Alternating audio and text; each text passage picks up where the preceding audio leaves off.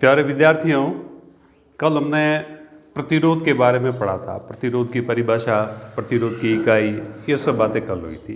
प्रतिरोध की निर्भरता की भी बात हुई थी। आज है प्रतिरोधों का संयोजन। कई बार हमें विभिन्न परिपथों में प्रतिरोधों को आपस में जोड़ना पड़ता है। जोड़ने के लिए आवश्यकता अनुसार जो है उन्हें विभिन्न तरह से जोड़ा जाता है। जोड़ने से उनमें क्या प्रभाव पड़ता है, या कुछ दिए हुए निश्चित मान के प्रतिरोध है, उससे हमें एक नए मान का प्रतिरोध बनाना है, तो उसके लिए भी हम उन प्रतिरोधों को विभिन्न तरह से जोड़ते हैं। जोड़ करके हम इच्छित मान के प्रतिरोध को प्राप्त कर सकते हैं। तो इस उद्देश्य से प्रतिरोधों को दो तरह से, मुख्य रूप से दो तरह से जोड़ा जाता है, और उन दो तरह से जोड़ने पर उनमें क्या बदलाव आते हैं और क्या उनकी विशेषताएं होती है, इस पर आज हम चर्चा करेंगे। तो प्रतिरोधों का एक महत्वपूर्ण पहला संयोजन जिसकी मैं आपसे बात कर रहा हूं वो है श्रेणी क्रम संयोजन। श्रेणी क्रम संयोजन, सीरीज कॉम्बिनेशन। श्रेणी क्रम संयोजन क्या है, पहले ये देख लो कि जैसे हमारे पास में दो या दो से ज़्यादा प्रतिरोध है, तो पहले प्रतिरोध के अंतिम बिंदु को दूसरे के प्रथम बिंदु से जोड़ दें, दूसरे के अंतिम बिंदु को तीसरे के अंतिम बिंदु से जोड़ दें। इसी प्रकार सारे प्रतिरोध जोड़ दें। और जो विद्युत का स्रोत है, बैटरी जिसको हमने कहा है, उसे कहाँ जोड़ें? पहले प्रतिरोध के प्रथम बिंदु और अंतिम प्रतिरोध के दूसरे बिंदु के बीच में बैटरी कहाँ कनेक्ट होगी? पहले प्रतिरोध के प्रथम बिंदु और अंतिम प्रतिरोध के द्वितीय बिंदु के मध्य यदि जोड़ी जाती है तो इस व्यवस्था को हम श्रेणी क्रम संयोजन कहेंगे। यदि इसका परिपथ संकेत चित्र आप देखें तो ऐसे होगा। देखो, एक ये पहला प्रतिरोध, इसका ये अंतिम बिंदु, इसे मैं दूसरे को जोड़ देता हूं। यहां पे दूसरे के अंतिम बिंदु पर क्या जोड़ दूं? तीसरे को। तो ये जो कॉम्बिनेशन है, ये जो संयोजन है प्रतिरोधों का, इस संयोजन का नाम होगा श्रेणी क्रम संयोजन, सीरीज कॉम्बिनेशन। अब इस समय ये जैसे पहला प्रतिरोध है, इसका प्रतिरोध का मान R1 है, इसका मान है कि R2 है और इसका R3 है। अब इसमें जो बैटरी कनेक्ट करनी है, बैटरी जोड़नी है, अमीटर जोड़ना है, वोल्ट मीटर जोड़ना है। तो वोल्ट मीटर, अमीटर को अपन कैसे कनेक्ट करेंगे? देखो, आप एक अमीटर यहाँ कनेक्ट कर दिया जाएगा, अमीटर एक ही लगेगा, और इससे आगे यहाँ एक बैटरी कनेक्ट कर दो, ये बैटरी, और यहाँ एक कुंजी लगा दो। ये कुंजी लग गई। कुंजी समझते हैं ना? धारा को या स्विच को ऑफ करने के लिए या ऑन करने के लिए, धारा बंद करने के लिए या रोक स्टार्ट करने के लिए हम कुंजी का सहारा लेते हैं। अब वोल्ट मीटर कहाँ लगाना है? वोल्ट मीटर एक नहीं, हमें 3 लगाने पड़ेंगे। जितने प्रतिरोध है उनके सिरों के मध्य के विभवांतर को माप। वोल्ट मीटर क्या काम आता है? विभवांतर मापने के लिए। अमीटर क्या काम आता है? धारा को मापने के लिए। तो एक वोल्ट मीटर यहाँ कनेक्ट होगा R1 के सिरों के मध्य, एक यहाँ कनेक्ट होगा R2 के सिरों के मध्य, और एक कनेक्ट होगा R3 के सिरों के मध्य। 3 वोल्ट मीटर है ये इसका धनाग्र, ये ऋणाग्र, धनाग्र ऋणाग्र, धनाग्र ऋणाग्र, प्लस ये माइनस। अब यहाँ से धारा निकलेगी। ये अमीटर को मैंने गलत बता रखा है। क्यों? क्योंकि धारा इधर से आएगी, बैटरी के प्लस से निकलेगी, तो अमीटर के प्लस में प्रवेश करेगी, तो अमीटर का यहाँ प्लस होना चाहिए। ये यहाँ से धारा आई, धारा माने की कितनी आई? आई। अब इस संयोजन की विशेषता देखो आप। इसकी विशेषता क्या है? श्रेणी संयोजन की विशेषता, विशेषताएं। पहली, जितने भी अवयव है इस परिपथ में श्रेणी क्रम में जुड़े हुए समस्त एलिमेंट्स, समस्त अवयवों में धारा के मान समान होंगे। कौन कौन से अवयव है? अमीटर, ये प्रतिरोध, ये सभी प्रतिरोधों में धारा का मान समान होगा। जितनी धारा R1 में होगी उतनी R3 में होगी। तो ये इसकी खासियत है। सभी अवयव या प्रतिरोध कह दो, प्रतिरोधों में धारा का मान समान होता है, धारा का मान समान होता है। खासियत, ये श्रेणी क्रम प्रतिरोधों के लिए भी श्रेणी क्रम संयोजन हो, या आगे जाके देखोगे कि विद्युत परिपथों में श्रेणी क्रम में और भी चीज़ें जुड़ती है। संधारित्र कोई नाम आगे देखोगे, या प्रेरक तो कोई नाम सुनोगे, बहुत सारी चीज़ें होती है। हम बेसिक प्रतिरोध से शुरू कर रहे हैं, लेकिन जो भी श्रेणी क्रम में जुड़े हुई चीज़ें होती है उन सभी में धारा उभयनिष्ठ होती है। Current will be the common, means current in the all the devices will be the same, सभी में धारा के मान समान होंगे। सेकेंड, जो विभव है, बैटरी का विभव है, वो बंटेगा, विभव का विभाजन होगा। 20 वोल्ट की बैटरी है तो इस विभव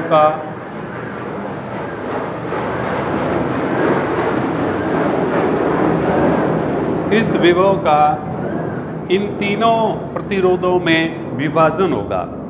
विभाजन, सम विभाजन जरूरी नहीं है। ऐसा नहीं कि भाई 30 वोल्ट है तो तीनों में 10-10 हो जाएंगे, ये जरूरी नहीं है।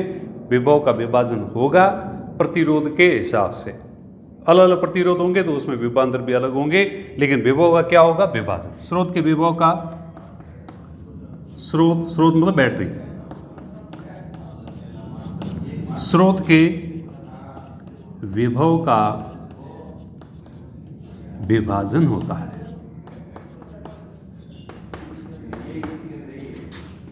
विभाजन होता है।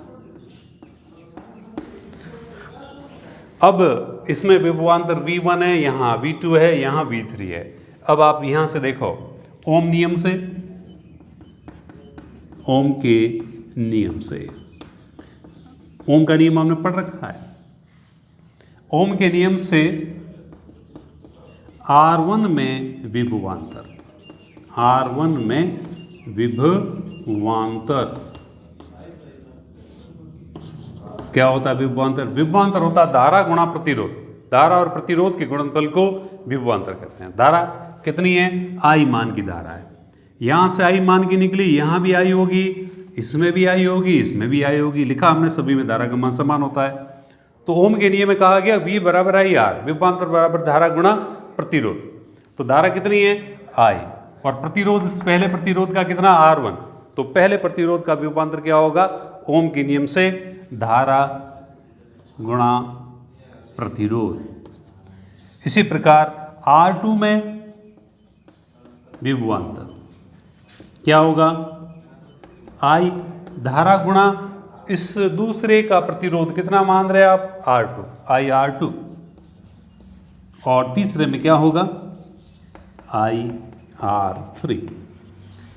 तीनों अवयवों में विभवांतरों के मान आए। हम देख रहे हैं कि विभवांतर किस पे डिपेंड कर रहा है? धारा पे। धारा तो सभी में उभयनिष्ठ है, तो फिर विभवांतर किस पे आश्रित है? विभवांतर प्रतिरोध पे आश्रित है। More the resistance more the potential difference, यानी प्रतिरोध जितना अधिक होगा, जिस अवयव का प्रतिरोध अधिक होगा उसमें विभवांतर भी अधिक होगा।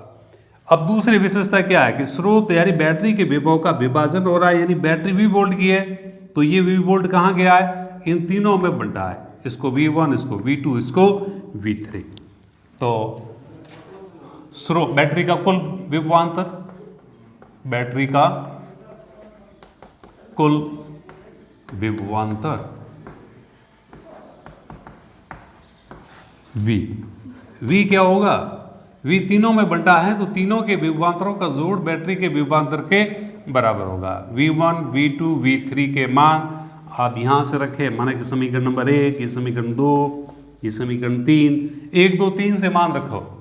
तो V1 का मान है IR1, IR2, IR3।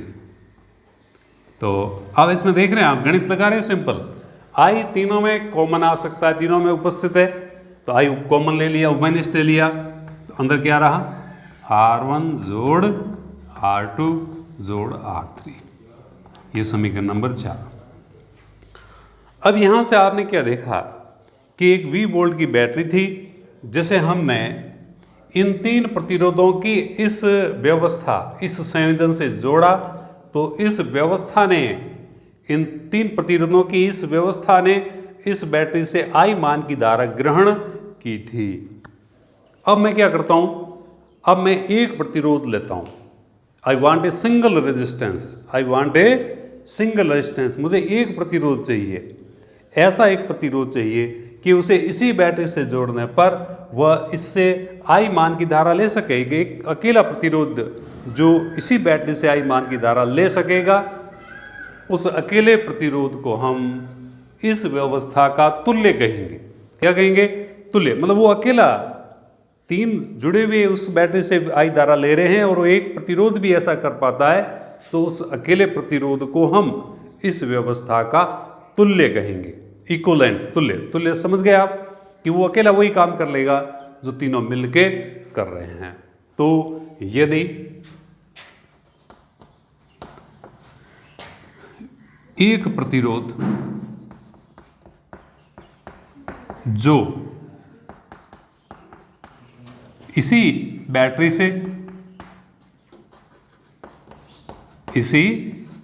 से I मान की धारा ग्रहण कर सके, I मान की धारा ग्रहण कर सके, तो उसे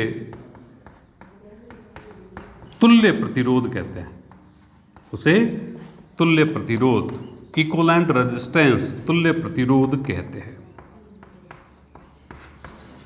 माना तुल्य मान RS होता है, S फॉर सीरीज, RS होता है,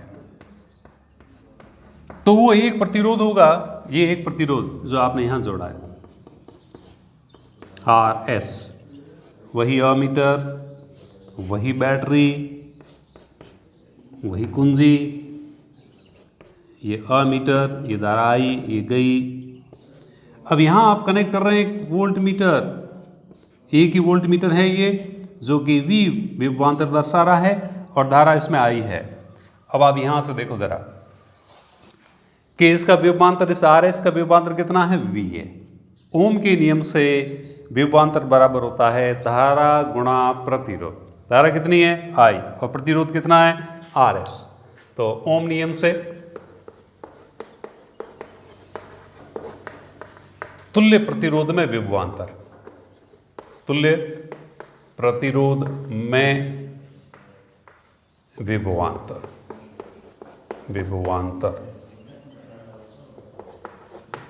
क्या होगा? V बराबर क्या होगा? I गुणा प्रतिरोध। प्रतिरोध कितना? RS है। समीकरण नंबर 5, माने कि ये समीकरण नंबर 4 है। अब 4 और 5 को देखिए, इनका लेफ्ट हैंड साइड समान है, वहां पक्ष समान है, तो आप क्या लिख सकते हो? I गुणा RS is equal to I गुणा R1 plus R2 plus R3। क्या होगा? I से I कटेगा, तो RS इज इक्वल टू क्या आया? R1 plus R2 plus R3।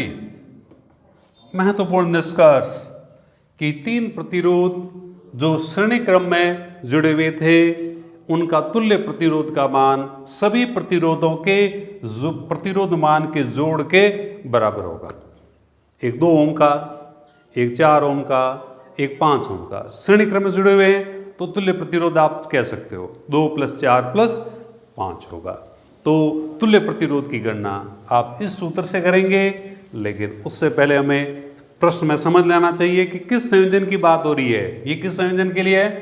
श्रेणी क्रम संयोजन। श्रेणी क्रम क्या होता है? पहले प्रतिरोध के अंत में दूसरा प्रतिरोध और दूसरे के अंत में तीसरा प्रतिरोध यदि जुड़ा होता है, तो उस व्यवस्था को हम श्रेणी क्रम संयोजन कहते हैं।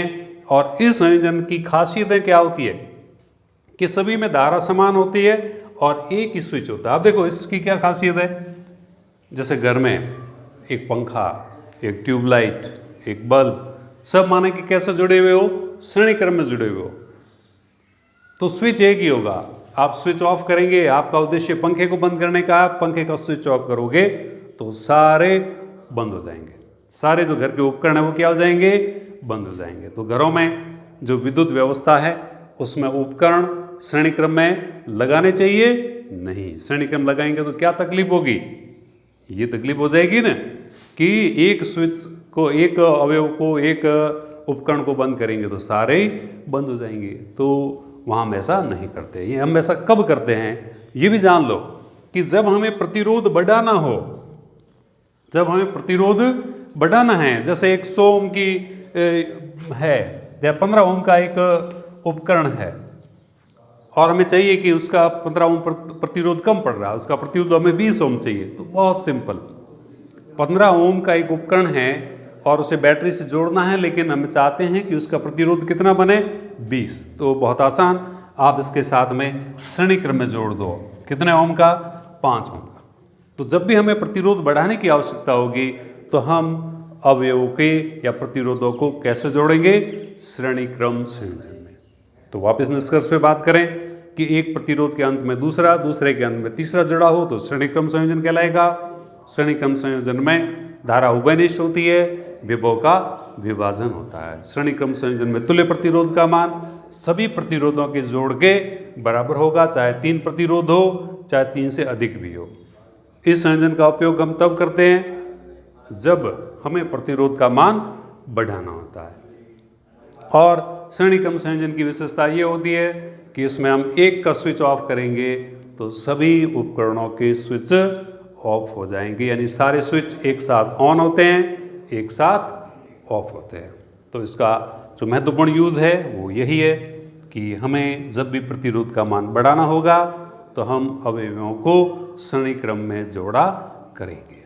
दूसरा जो संयोजन है वो समांतर क्रम संयोजन है, वो अपन उसकी चर्चा कल करेंगे। Thank you.